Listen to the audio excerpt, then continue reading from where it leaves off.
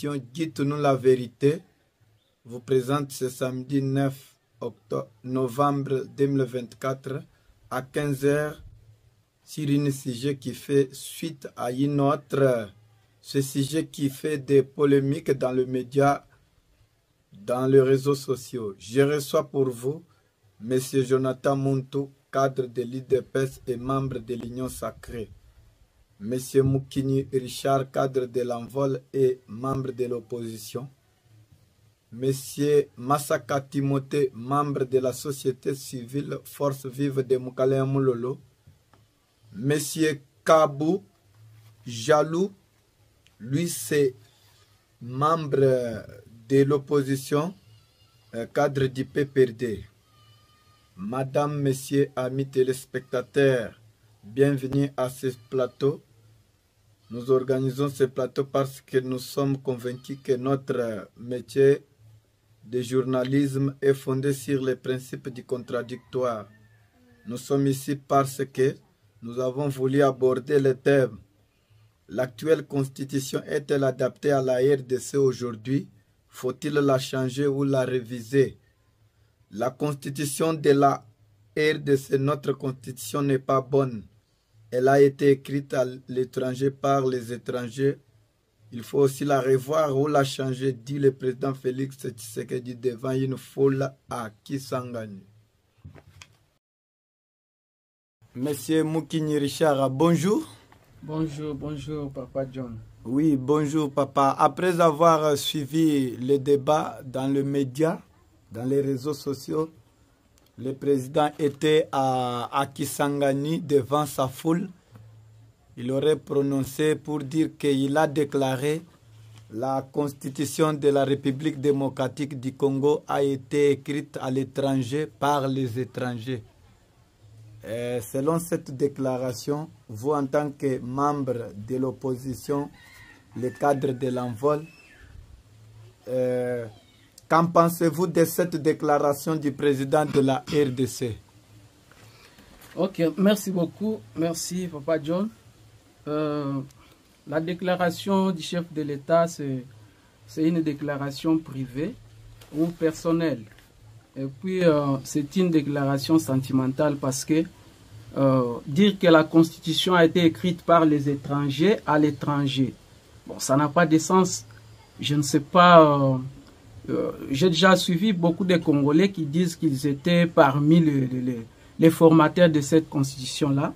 Et parmi ces gens-là, il y en a ceux qui l'entourent. Donc ceux qui entourent les chefs de l'État. Ils sont là, ils sont dans le gouvernement, ils sont à l'Assemblée nationale. Aujourd'hui, ils sont des Congolais. Et peut-être si on pense qu'il y avait les étrangers, je ne sais pas moi, parce que la Constitution, on a toujours dit que la Constitution... de la RDC. Et sacré. Ouais. On n'a pas dit... Je ne sais pas quand on dit ça a été écrit à l'étranger par les étrangers. Et le président pouvait nous éclaircir. Alors, c'est quelle constitution? Nous avons la constitution de quel pays? Il faut qu'ils nous disent normalement. Ou bien parce qu'il était absent parmi les gens qui ont formé la constitution. Il était absent. Donc, l'absence de M. Félix Tshisekedi comme président de la République, tout ce qui s'est fait à son absence, c'est une chose des étrangers.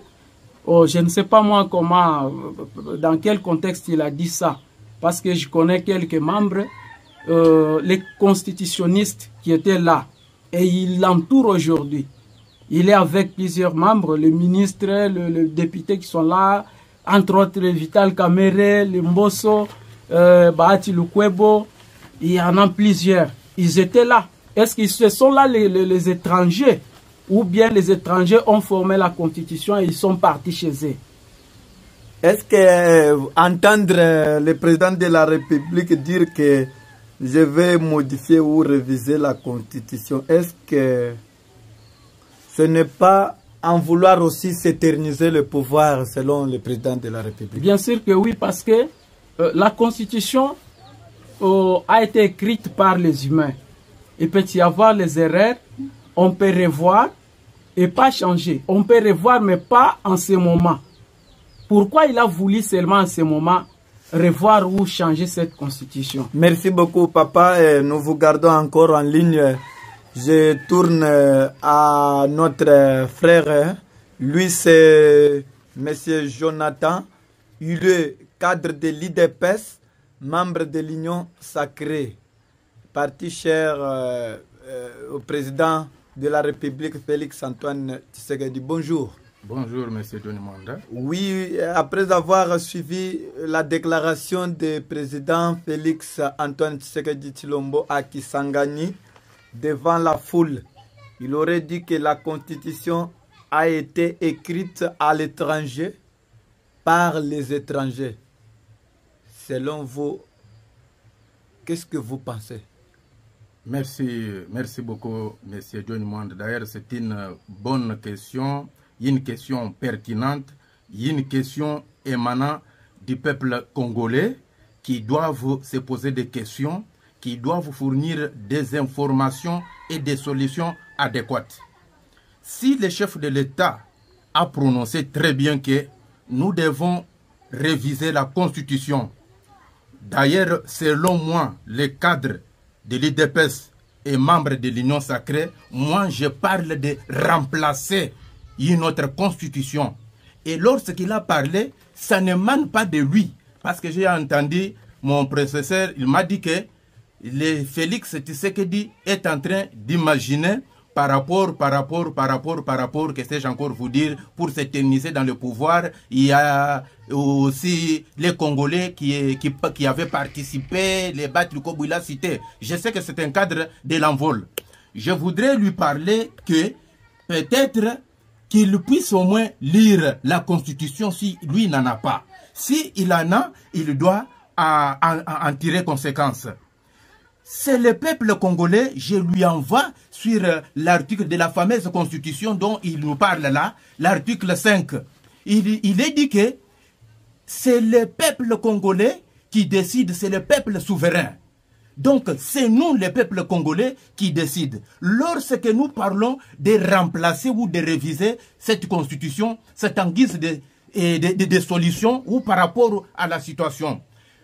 Quel est le pays qui est au-dessus de son pays où les étrangers s'imposent pour nous façonner des bêtises? Moi, je parle des bêtises constitutions qu'ils nous ont données.